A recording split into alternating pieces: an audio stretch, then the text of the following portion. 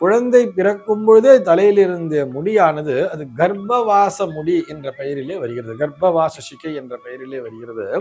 இதனை முழுமையாக கழித்து விட வேண்டும். எங்கே அப்படின்னு சொன்னால், இதனை குலதெய்வத்தினுடைய சன்னதியிலே வைத்து, இங்கே வெளியிலே ஒலித்து கொண்டிருக்கின்ற ஒலி வடிவிலே, அதாவது சவுண்ட் வேவ்ஸ் சொல்றோம் இல்லையா, அந்த ஒலி வடிவிலே பரவி இருக்கக்கூடிய அனைத்து விதமான அந்த நேர்மறை சக்திகளும் அந்த தலைமுடியின் வழியாகத்தான் உள்ளே இறங்குகிறது அப்படிங்கிற விஷயத்தை வச்சிருக்கா. இன்னைக்கு நம்ம என்ன பார்க்க போறோம் சொல்லி பார்த்தோம்னா, ஒரு நேயரினுடைய கேள்விக்கான விடையைத்தான் பார்க்க போகிறோம். அந்த நேயர் என்ன கேட்டிருக்கார் அப்படின்னு சொல்லி பார்த்தோம்னா, குழந்தை பிறந்ததும் ஒரு குறிப்பிட்ட காலத்திற்கு பிறகு முடி காணிக்கை செலுத்துவது ஏன் அப்படிங்கிறது தான் அவருடைய கேள்வியாக அமைந்திருக்கிறது. பொதுவாக நம்ம எல்லாருமே என்ன பண்ணுவோம், குழந்தை பிறந்துருச்சுன்னு சொன்னா ஒரு வயசு ஆக போகுது அப்படின்னு வரும் பொழுது பெரும்பாலும் அந்த 11வது மாதம் என்று வைத்திருப்பார்கள். ஒரு சில பேர் அந்த கரெக்டா அந்த பர்த்டே என்னைக்கு வருதோ அன்னைக்கே பார்த்து கூட போய் குலதெய்வம் கோயில்ல போய் மொட்டை அடிப்பா. இப்படி மொட்டை அடித்து அந்த கோவில்லையே வச்சு காது குத்துறவா இருப்பா. இன்னும் ஒரு சில பேர் பார்த்தோம்னா கோவில்ல போய் அவருடைய குலதெய்வம் சன்னதியில போய் குழந்தைக்கு மொட்டை அடிச்சுட்டு வீட்டுக்கு ஆயுஷன் வந்து வீட்டுல வந்து ஒரு ஆயுஷோமத்தை பண்ணி இந்த ஆயுஷோமத்திலேயே குழந்தைக்கு காது குத்துறவாளும் இருப்பா. கர்ணபூஷணம்னு சொல்லிட்டு பேரு. இது எதுக்காக பண்றா, எதற்காக அந்த குழந்தை பிறக்கும் பொழுதே இருந்த முடியை அப்புறப்படுத்த வேண்டும் அப்படின்னு சொல்லி பார்த்தோம்னா, இங்க நமக்கு எப்படி சொல்லி கொடுத்துருக்கா பெரியவாளா அப்படின்னு சொல்லி பார்த்தோம்னா, குழந்தை பிறக்கும் பொழுதே தலையில் இருந்த முடியானது அது கர்ப்பவாச முடி என்ற பெயரிலே வருகிறது. கர்ப்பவாச சிகை என்ற பெயரிலே வருகிறது. இதனை முழுமையாக கழித்து விட வேண்டும். எங்கே அப்படின்னு சொன்னால், இதனை குலதெய்வத்தினுடைய சன்னதியிலே வைத்து, குலதெய்வத்தினுடைய ஆலயத்திலே அங்க போய் தான் அந்த குழந்தைக்கு சிக்க நீக்கணும் சொல்றா. அப்படி நீக்கும் பொழுது அந்த குழந்தையினுடைய முன்ஜென்ம வினையானது தீர்ந்து விடுகிறது. முன்ஜென்ம கர்ம வினை, அது முன்ஜென்மத்திலே செய்த பாவங்கள் அனைத்தும் அங்கே நீங்கி அது புனர்ஜென்மம் பெறுகிறது அப்படிங்கிற மாதிரி ஒரு நம்பிக்கையை வைத்திருக்கிறார்கள். இது ஒரு நம்பிக்கை தான். இது வந்து சாஸ்திரம் சொல்லக்கூடிய விஷயம் அல்ல. பாரம்பரியமான பழக்க வழக்கங்களை வைத்திருப்பார்கள். பரம்பரையிலே இது போன்ற விஷயங்கள், அதுவும் நம்ம பக்கம் சவுத் இண்டியன்ஸ், அதுவும் குறிப்பா தமிழியன்ஸ்லாம் பார்த்தோம்னா ரொம்பவே அதிகம். இந்த மாதிரி கண்டிப்பாக எல்லோருமே அந்த முதல் வயதிலே 1வது வயதிலே குழந்தைக்கு மொட்டை அடிச்சணுங்கிற ஒரு விஷயத்த வச்சுட்டு இருக்கா.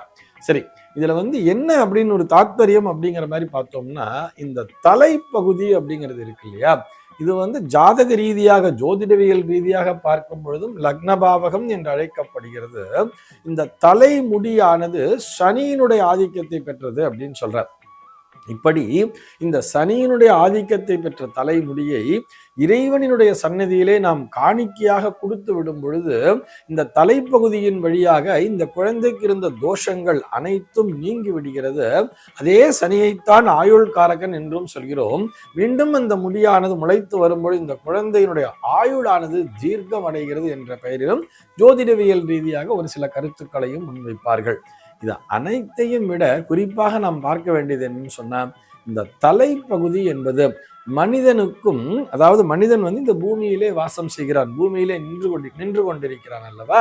இப்படி பூமியிலே நின்று கொண்டிருக்கின்ற இந்த மனிதனுக்கும் மேலே இருக்கக்கூடிய ஆகாயத்திலே இருக்கக்கூடிய இறை சக்திக்கும் இடையே இருக்கக்கூடிய ஒரு சந்திப்புன்னு சொல்றா இல்லையா, ஒரு சந்தி பகுதியாக இந்த தலைப்பகுதியானது பார்க்கப்படுகிறது. அதுவும் இந்த சிரசிலே இருக்கக்கூடிய முடி அப்படின்னு வரும் பொழுது இது ஒரு ஏரியல் போல செயல்படுகிறதுன்னு சொல்றார். எப்படி வெளியிலிருந்து வரக்கூடிய அந்த இறை சக்திகளை அது அப்படியே ரிசீவராக ஒரு ஏரியலாக செயல்பட்டு ரிசீவ் பண்ணி உள்ள கொண்டு போய் தலைக்குள்ளாக சேர்க்கிறது. அதனாலதான் பார்த்தோம்னா இந்த உச்சி குடுமி அப்படிங்கிறத வச்சுக்கணும்னு சொல்லுவா. முழுக்க முழுக்க மழித்து விடக்கூடாது, சிறிதளவு ஒரு குடுமிங்கிறத வைக்கணும்னு சொல்லிட்டு அதை ஒரு சம்ஸ்காரங்களில் ஒன்றாகவே வைத்திருப்பார்கள். சௌளம் என்ற பெயரிலே இந்த சம்ஸ்காரமானது அழைக்கப்படும். சௌளம்னு சொன்னா குழந்தைக்கு சிகை வைத்தல் அப்படின்னு சொல்லு. முதல் வயசுல மொட்டை அடிச்சிருவா. அப்புறம் ஒரு 3வது வயசு அப்படிங்கிறது ஆகும்போது பார்த்தோம்னா இந்த குழந்தைக்கு சௌளம் என்கின்ற ஒரு சம்ஸ்காரத்தினை வைத்திருப்பார்கள். அதை செய்யும் பொழுது அந்த குழந்தைக்கு இறைவனுடைய சக்தியானது, இந்த ஆகாயத்தில் இருக்கக்கூடிய இறை சக்தியானதும் இங்கே வெளியிலே ஒலித்து கொண்டிருக்கின்ற ஒலி வடிவிலே, அதாவது சவுண்ட் வேவ்ஸ் சொல்றோம் இல்லையா, அந்த ஒலி வடிவிலே பரவி இருக்கக்கூடிய அனைத்து விதமான அந்த நேர்மறை சக்திகளும் அந்த தலைமுடியின் வழியாகத்தான் உள்ளே இறங்குகிறது அப்படிங்கிற விஷயத்தை வச்சிருக்கா.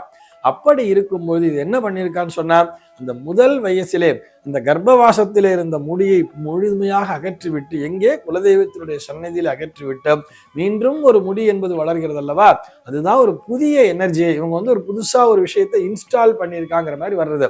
ஒரு புதிய சக்தியை அந்த இடத்திலே நிறுவி இருக்கிறார்கள் குலதெய்வத்தினுடைய ஆசிகளோடு. இதன் மூலமாக, அதாவது நம்ம வந்து ஆன்மீக ரீதியாக புரிந்து கொள்ள வேண்டும் என்று சொன்னால், ஒரு வயதிலே இந்த குழந்தைக்கு, அதாவது 11 மாசம்னே வச்சுக்கோமே, இது எப்படி புரிஞ்சுக்கலாம்னு சொன்னா, குழந்தை வந்து எழுந்திருச்சு நிக்கணும். அது ஏதோ ஒரு தூணை பிடிச்சிட்டு நிக்கிறது, இல்ல ஒரு சேரை பிடிச்சிட்டு நிக்கிறது, ஏதோ ஒரு விஷயத்தை பிடிச்சிட்டு நிற்கக்கூடிய குழந்தையாக இருக்க வேண்டும். கொஞ்சம் நம்மளை பிடிச்சிட்டு கூட நிக்கலாம், தனியா நடக்கலாம் கூட, நம்மளை பிடிச்சிட்டு கூட கால்களானது இந்த பூமியிலே அழகாக பதிந்து நிற்கக்கூடிய குழந்தையாக இருக்கக்கூடிய குழந்தைகளுக்கு நாம் அந்த சிகையை நீக்கலாம். அப்படி சிகையை நீக்கும் பொழுது அந்த குழந்தையினிடத்திலே இருந்த அந்த தோஷங்களானது, அதாவது அது முன்ஜென்ம வினையாக இருக்கட்டும் அல்லது கர்ப்பவாசத்திலே இருந்த தோஷங்களாக இருக்கட்டும், இது அனைத்தும் நீங்கி அந்த குழந்தையானது ஒரு புதிய சக்தியை பெறுகிறது குலதெய்வத்தினுடைய அருளாசியோடு, அப்படிங்கிற ஒரு தாத்பரியத்தை முன்வைத்திருக்கிறார்கள். ஆக எப்படி பார்த்தாலும் இது நம்முடைய முன்னோர்கள் வைத்த சம்பிரதாயம் அனைத்திலுமே ஒரு அர்த்தமுள்ள விஷயமானது ஆழ பதிந்திருக்கும். சர்வே ஜனாஹ சுகினோ பவந்து.